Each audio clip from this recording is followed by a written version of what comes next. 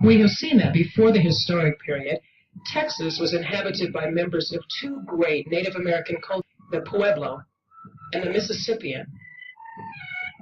When the Spanish arrived in Texas in the 16th century, in addition to the more advanced Jumano and the Caddo, it appears Texas was occupied by a number of other diverse tribes: the Apache, Tonkawa, Coahuiltecan, and Karankawa, still practicing the more primitive, archaic methods of survival, that is, mixing hunting and gathering with limited agriculture.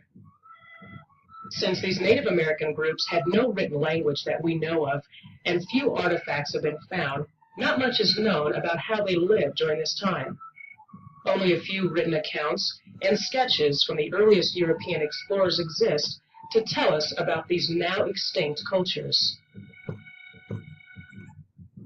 But of these groups living in Texas in 1500, we know the most about the Apache.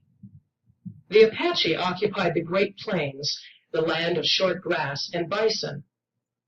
They were nomadic people, wandering and hunting on foot in small family groups.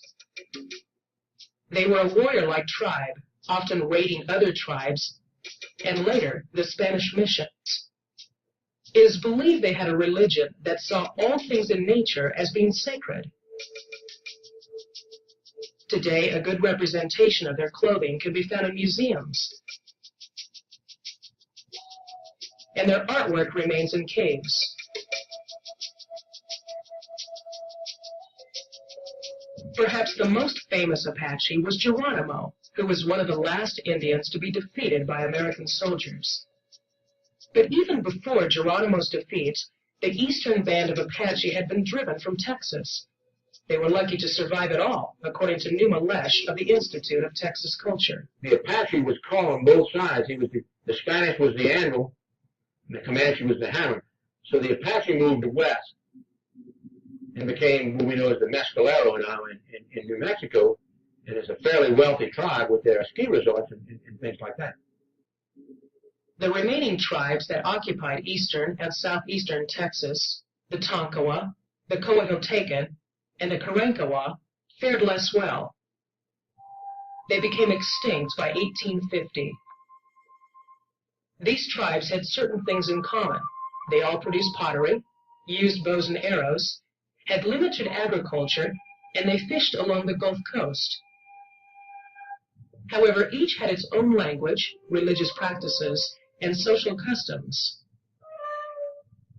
It is known that in the early days of the Texas Rangers, Tonkawa warriors were used as scouts in fighting the Plains Indians.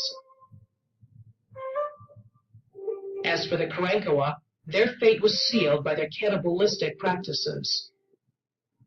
The Coahuiltecans had early contact with the Spanish and subsequently adopted their religion.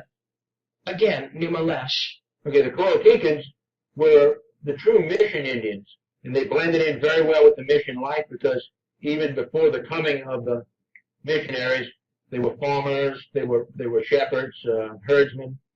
They were peaceful Indians and blended in, and through marriage and intermarriage with the Spaniards and with other Indian tribes, they just seem to have gone away and are probably the basis for much of our Mexican heritage here at least in South Texas.